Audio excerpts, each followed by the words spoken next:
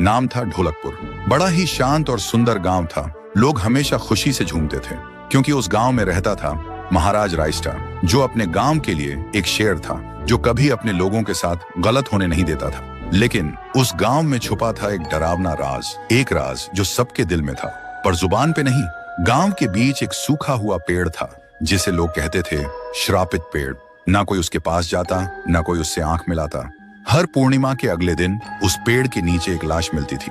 लोग कहते रात में कोई आता है और लाश छोड़ जाता है, लेकिन कभी किसी ने कुछ देखा नहीं और देखता भी कैसे। जो देखता वो अगले दिन पेड़ के नीचे होता था। एक दिन रायस्टार ने ठान लिया, बस अब और नहीं, इस राज का अंत मैं ही करूंगा, क्योंकि ढोलकपुर का नाम मिट्टी में मिल रहा था। फिर एक पूर्णिमा की रात रायस्टार चुपके से जाकर पेड़ के पास बैठ गया। रात के 2 बजे एक आवाज आई, थुंग थुंग थुंग थुंग थुंग थुंग थुंग थुंग थुंग सहूर।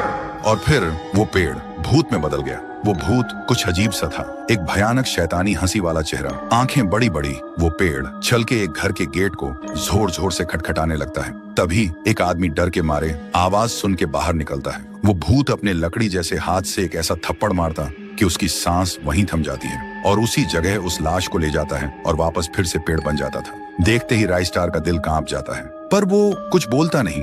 सुबह लोग भीड़ में जमा हुए और रायस्टार ने पहली बार उस पेड़ से बात करने की कोशिश की। पेड़ के अंदर से एक आवाज निकली, क्या तुम सब भूल गए मुझे? रायस्टार बोलता है, तू कौन है? पेड़ बोलता है, मैं हूँ ठुन ठुन ठुन साहुर। एक वक्त था जब मैं भी इस गांव का एक प्यारा सा बच्चा था, लेकिन 100 साल पहले मुझे इसी पेड़ से रस्सी बांधकर उल्टा लटका दिया गया, गांव वालों की आंखों के सामने, और मेरी मौत को तमाशा बना दिया गया, सिर्फ इसलिए क्योंकि मैंने एक राज देख लिया था जो लोग छुपाना चाहते थे। और उसी पल से मेरी रूह इस पेड़ से जुड़ गई। उस दिन से मैं इंसान नहीं, एक सज्जा बन गया और हर पूर्णिमा में एक राजदार को चुनता हूँ और फिर उसे उसकी खामोशी का हिसाब देता हूँ। रायस्टार बोलता है, लेकिन अब तो वो लोग मर चुके हैं ना जो तेरा कसूरवार थे, अब तू मासूम लोगों को क्यों मार रहा है? पेड़ कुछ देर चुप रहता है, फिर बोलता है, ठीक है, बस एक बार मुझे याद करो, एक दिया जला दो, फिर मैं कभी किसी को नहीं मारूंगा। फिर रात में सब लोग आते हैं, एक एक दिया जलाते हैं और तभी पेड़ अपने आप से आग पकड़ लेता है और आखिर में मुक्ति मिलती ठुन ठुन ठुन साहुर को। उस दिन के बाद गांव में कभी कोई लाश नहीं मिली। हर पूर्णिमा में लोग एक दिया जलाकर उसकी यादों को जिंदा रखते हैं, क्योंकि अगर भूल गए तो सपने में एक आवाज सुनाई देती थी, थुंग थुंग थुंग थुंग थुंग थुंग थुंग थुंग थुंग सहूर। 1 साल बीत चुका था। ढोलकपुर वापस शांत था। गांव के लोग फिर से खुशी से जीने लगे थे।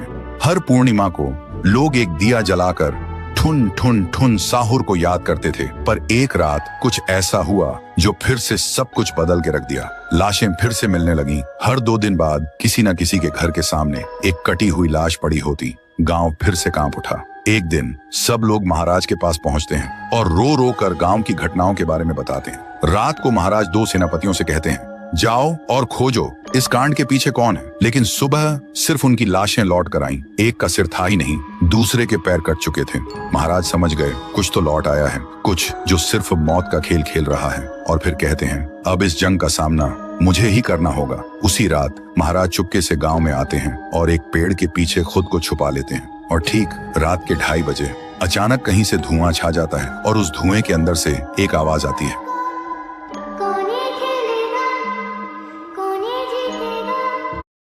हेलो मोटो। बीच से निकलती है एक गुड़िया, गोल आंखें, एक बेजान सी मुस्कान, लेकिन चेहरा मौत का पैगाम।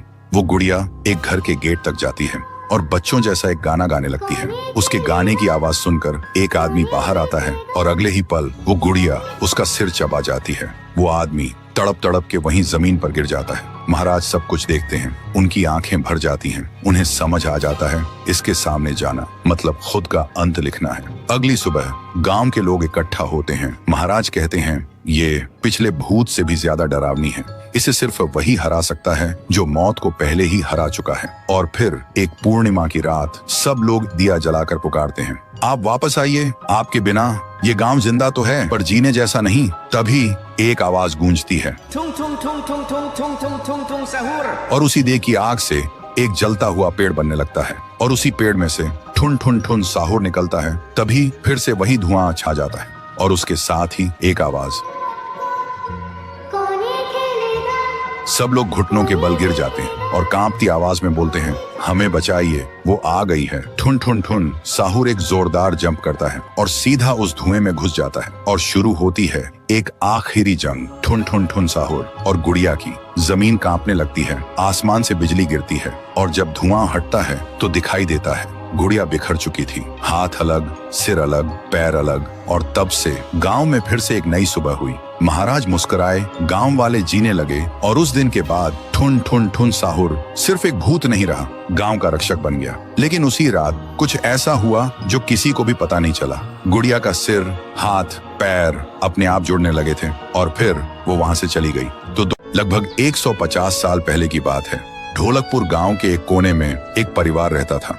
उस परिवार में था पीहू, उसका बड़े भाई साहुर और उनके मम्मी पापा। एक सुबह पीहू और साहुर घर के बाहर खेल रहे थे और अंदर उनकी मम्मी किचन में खाना बना रही थी। वो थोड़ी जल्दी में थी और तभी अचानक उनके कपड़ों में आग लग जाती है। वो चीख चीख के चिल्लाने लगती हैं। पीहू और साहुर मम्मी की चीख सुनकर भागकर अंदर आते हैं और जैसे ही मम्मी को जलते हुए देखते हैं वो चिल्लाते हैं, पापा जल्दी आओ, पापा।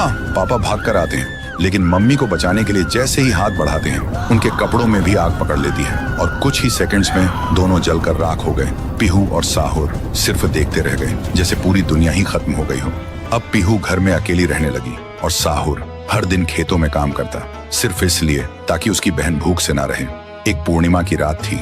साहुर खेतों से काम करके घर लौट रहा था। तभी उसकी नजर जाती है एक घर की खिड़की पर। वो देखता है एक आदमी किसी का खून कर रहा था। ये देखते ही साहुर के पैर कांपने लगे और जैसे ही वो पीछे मुड़ता है एक और आदमी हाथ में खंजर लेकर खड़ा था। वो आदमी बिना कुछ कहे साहुर पर वार कर देता है। फिर गांव के लोगों को इकट्ठा करते हैं और वही आदमी चिल्लाता है, ये लड़का मेरे घर में घुसकर चोरी कर रहा था और जब मैंने रोका तो मुझे ही मारने की कोशिश की। अब आप लोग ही बताओ इसके साथ क्या किया जाए। गांव वाले गुस्से से भड़क उठते हैं और इसे उस पेड़ पे जिंदा उल्टा लटका दो। साहुर गिड़गिड़ाता है, मैं बेकसूर हूँ, मैंने कुछ नहीं किया।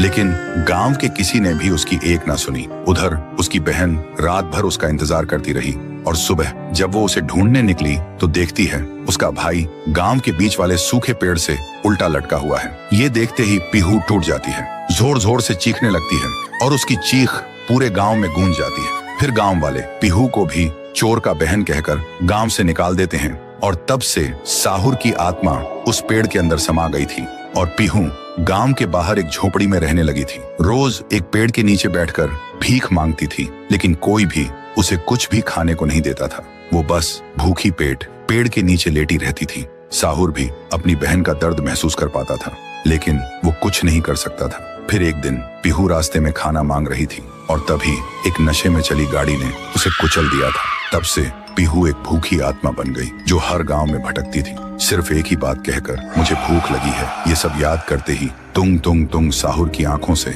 आंसू टपकने लगते हैं और तभी उसे एक आवाज सुनाई देती है और बिना कुछ सोचे तुंग तुंग तुंग साहुर उस सूखे पेड़ के अंदर से निकलता है और अंधेरे में सीधा उस आवाज की तरफ चल पड़ता है। तो दोस्तों, अगर आप चाहते हो कि अगले पार्ट में पीहू, गुड़िया और तुंग तुंग तुंग साहुर की पावर दिखाई जाए तो इस वीडियो को 2 लाख लाइक्स तक पहुंचाओ, तभी आएगा असली तांडव। एक लड़की थी